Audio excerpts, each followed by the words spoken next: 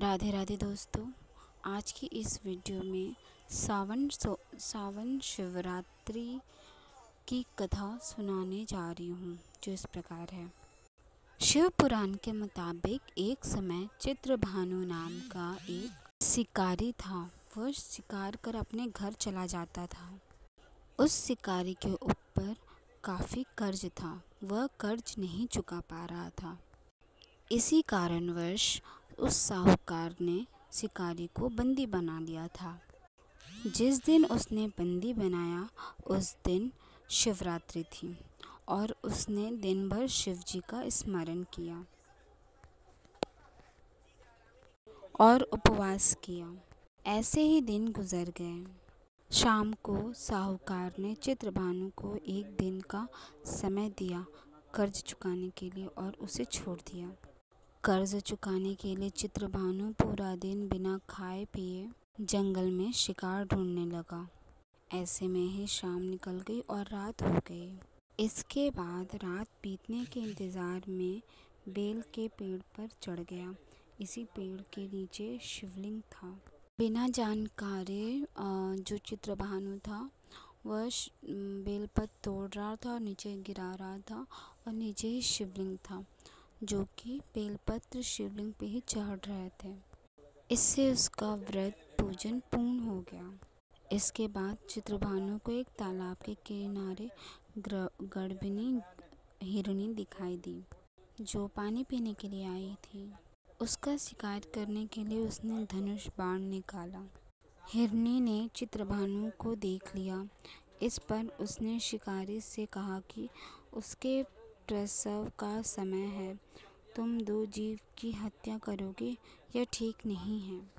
हिरनी ने शिकारी से वादा किया कि जब उसका बच्चा इस दुनिया में आएगा तब वह खुद आएगी उसके पास, तब वह उसका शिकार कर सकता है। अभी उसे जाने दे।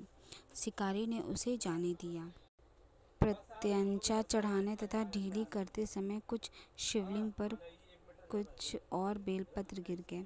ऐसे में चित्रभानु से अनजाने में शिव की प्रथम पहर की पूजा भी हो गई।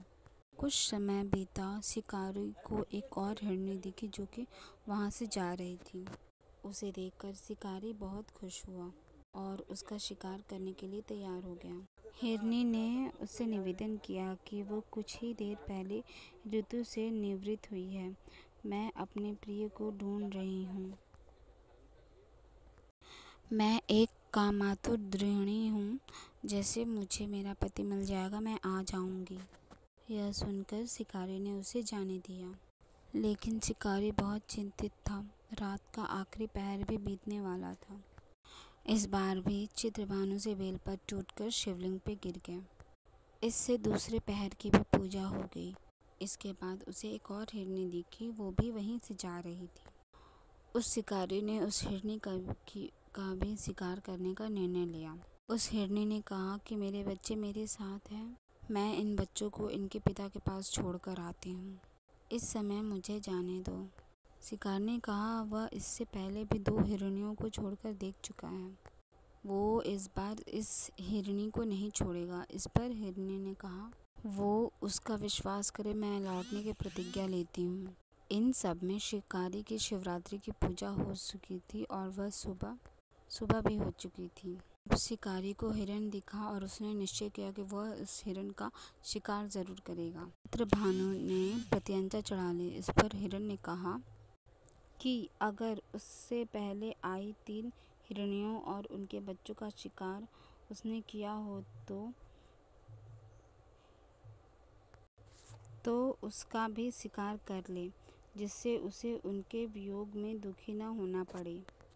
तो उस हिरण ने कहा कि अगर मुझसे पहले आए 3 हिरणियों का उसने शिकार कर चुका है तो वह मुझे भी मार दे, जिससे उन तीनों को मेरा वियोग या दुख न सहना पड़े। यह सुनकर उस शिकारी ने हिरण को रात भर का घटना सुनाया। तो हिरण ने शिकारी से कहा कि जिस तरह से तीनों हिरनियां प्रतिज्ञाबद्ध होकर यहाँ से गई हैं, अगर उनकी मृत्यु हो जाती तो वो धर्म का पालन नहीं कर पाएंगे। हिरण ने कहा कि जिस तरह विश्वास कर उसने हिरनियों को जाने दिया, वैसे मुझे भी जाने दे। वो जल्द ही पूरे परिवार के साथ आएगा। चित्रभानु ने उस पर भी विश्वास किया और उसे जाने दिया। उसका मन निर्मल हो चुका था, क्योंकि वह शिवरात्रि का पूरा व्रत कर चुका था। उसके अंदर भक्ति की भावना आ चुकी थी। कुछ ही समय बाद वो हिरण अपने परिवार के साथ शिकारी के सामने हाजिर हो गया। उनकी सत्यता, सात्विकता और प्रेम भावना देखकर शिकारी को बेहद आत्मग्लानि हुई। इस भाव से उसने जीवों को जीवन दान दिया। व्रत पूरा करने से चित्रभानु को मोक्ष मिल गया। चित्रभानु की मृत्यु के बाद उस शिकारी को शिवगण उसे अपने साथ ले गए, शिवलोक ले गए। हर हर महादेव।